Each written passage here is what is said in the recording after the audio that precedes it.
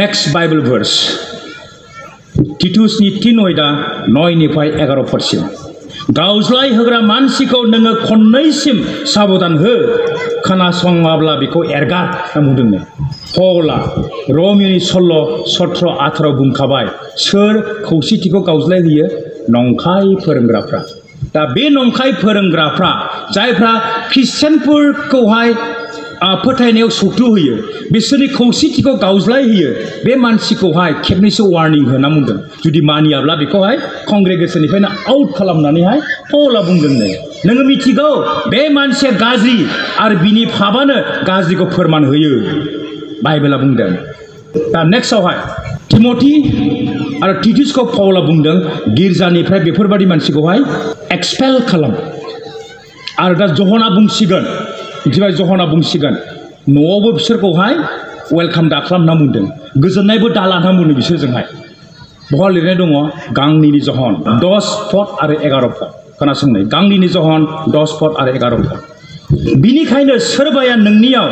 थांनानै ख्रिस्टनि फोरोंनायखौ फोरोङाब्ला बेखौ नोंनि न'आव दानाजाव 1 नम्बर नोंनि न'आवहाय दानाजाव आरो बिजों गोजोननायबो दाला होननानै जहना बुंदों मानोना जायहा बिजों गोजोननाय लागोन बियो बिनि इनाय हाबा मावनायाव लोगो लाफायो गांसेनि गांनैनि जहनखौ जहना नंखाय फोरोंग्रा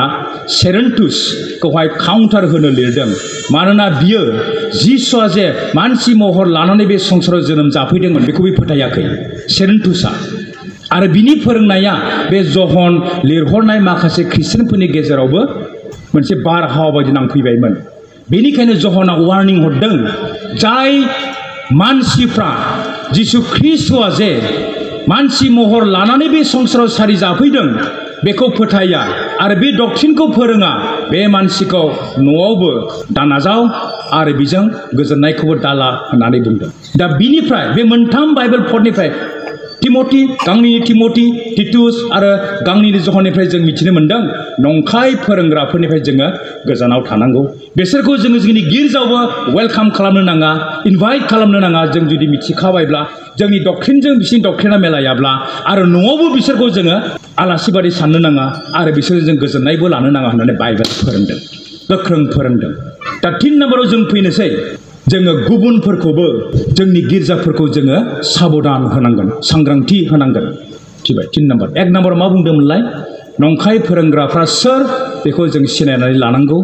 2 नम्बराव जेब्लानाखि जोङो नंखाय फोरोंग्राफोरखौ मिथिनो मोनबाय सिनायनो मोनबाय अब्ला जोङो बिसोरनिफ्राय गोजानाव थानांगौ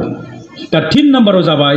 जोङो जोंनि गिर्जाफोरखौबो साबधान होनांगौ बेखौ जों बहा नुनो मोनो थोनहर जानायनि 20 अयदा 28निफ्राय 31 पदआव खोनासं पौला बे 20 अयदायावहाय बै एफिसासआव थानाय गिर्जानिफ्राय बिदाय लादों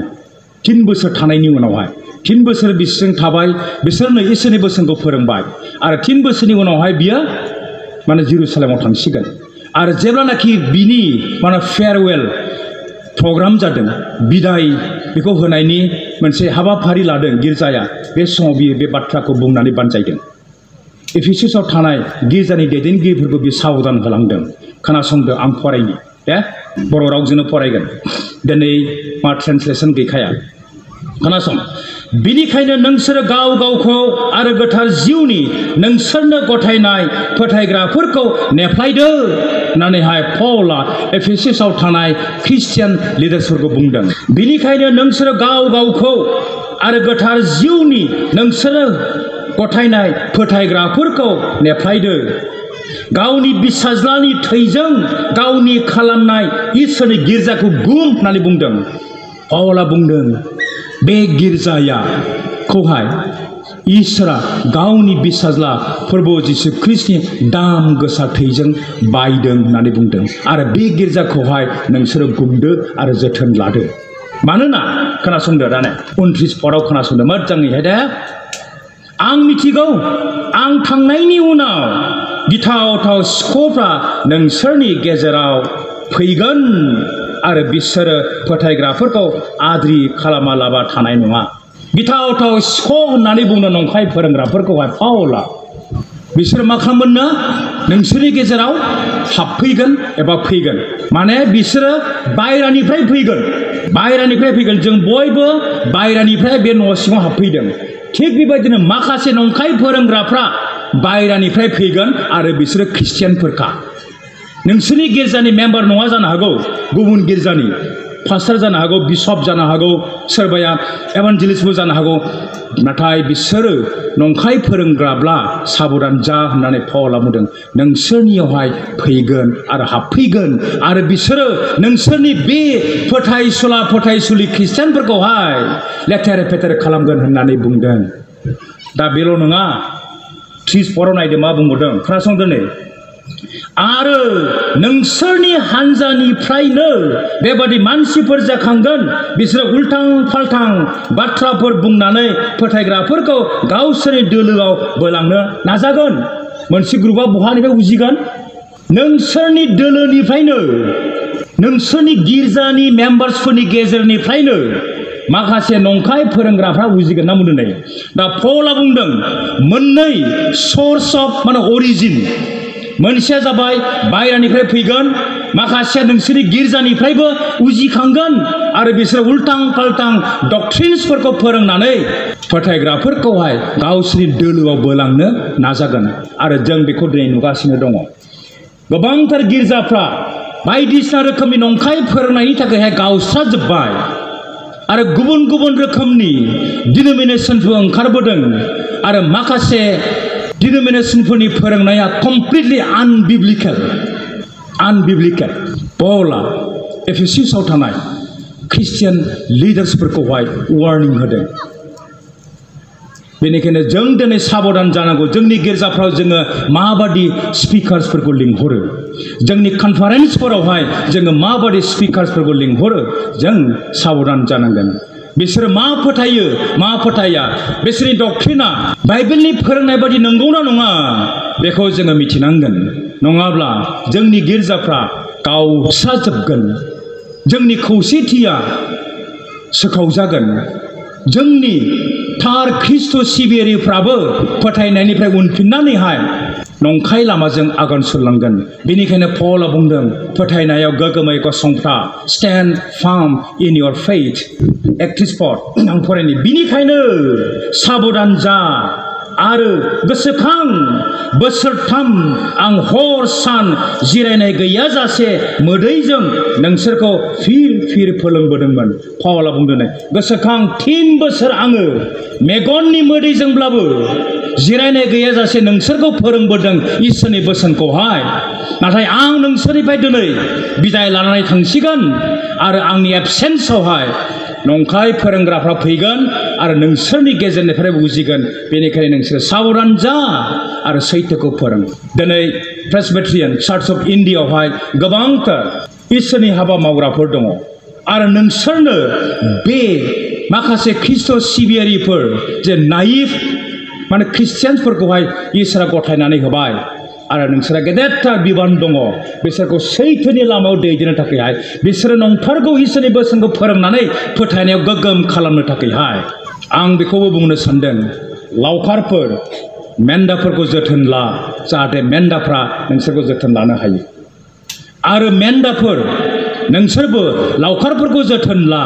जाहाथे लावखारफोराबो नोंसोरखौ जोथोन लानो हायो पौला वार्निं होदों नाथाय दिनै गोबांथार ख्रिस्टियान लिडार्सफ्रा एसेबां नेग्लिजियेन्ट इसोरनि बोसोना रोखा रोखा फोरमायथिदोंब्लाबो बिसोरो गावसोरनि गिर्जानि ख्रिस्ट' सिबियारिफोरखौ वार्निं होआखै नंगौ डक्ट्रिनखौ फोरोङाखै जायनि जेरै बिसोरनि गेजेराव गोबांथार बेले बेजे गावस्रालायनाया फैदों आरो गिर्जाफ्रा थेर बेथेर जालांदों आङो माखासे कनफारेन्सफ्रावहाय ओरैनो लिंहरजाब्ला जिरायनानै थाहैयो आरो आं मिथिनो मोनो माखासे स्पिकारफ्रा बेसेबां रं डक्ट्रिन फोरोंदों नाथाय जाय पास्टारफोरा दाइसाव जिरायो जेबो नांजाया आं मिथिया बिसोरो बे स्पिकारा नंखाय डक्ट्रिन फोरोंदोंना फोरोङा बेखौ मिथियोना मिथिया आं जेबो थालाखौ मोना बिसोरखौ सिरि माखासे बोसोरनि सिगां मोनसे जायगायावहाय कनफारेन्स जादों सोरबा स्पिकारखौ लिंहरदों गोथार जिउनि बिसय गोबांथार रं डक्ट्रिन फोरोंबाय रावबो जेबो नांजाया पास्टारफ्रा गुफुर ड्रेस गाननानै जिरायगासिनो दङ सभा जोब्बाय दिनैसिम एखे मा बुंबावनो बेनिखायनो आं दाखालि रायदोंबो माखासे पास्टारफोरखौहाय you are theologically trained to defend the doctrine and to instruct your congregation to the sound doctrine of God's word आं बिसोरखौ बुंदों नोंसोरो बाइबेल कलेजाव थांनानै इसोरनि बोसोनखौ सोलोंनानै फैबाय जाहाथे नोंसोर थार डक्ट्रिनखौहाय नोंसोरनि कंग्रेगेसननो फोरोङो आरो नंखाय फोरोंग्राफोरनिफ्राय साबधान होयो नोंसोरो बहा होननानै बुंदों बिसोरखौ सिरि थादों बयबो नोंसोरो मिथिया नामा बेसेबां रं डक्ट्रिन फोरोंदों बै बारावहाय बयबो सिरि थादों आरो लास्टआव आं बेखौनो बुंनो सानबाय बे जाबाय 4 नम्बर जोङो इसोरनि बाथ्रायाव गोगोमै रोदा सुनांगोन अब्लासो जोङो नंखाय फोरोंग्राफोरनि बेरेखा गसंथानो हागोन आरो गुबुनखौबो फोरोंनानैहाय साबधान होनो हागोन सेथियाव मा बुंदोंमोनलाय जों नंखाय फोरोंग्राफोरखौहाय सिनायनानै लानांगोन नैथियाव मा बुंदोंमोनलाय नंखाय फोरोंग्राफोरनिफ्राय जोङो गोजानाव थानांगोन थामथियाव मा बुंदोंमोनलाय जोङो नंखाय फोरोंग्राफोरनि बेरेखा जोंनि गिर्जानि ख्रिस्ट' सिबियारिफोरखौहाय सांग्रांथि होनांगोन आरो बेफोरबादिखौ मावनांगौब्ला नंखाय फोरोंग्राफोरखौ जों सिनायथिनांगौब्ला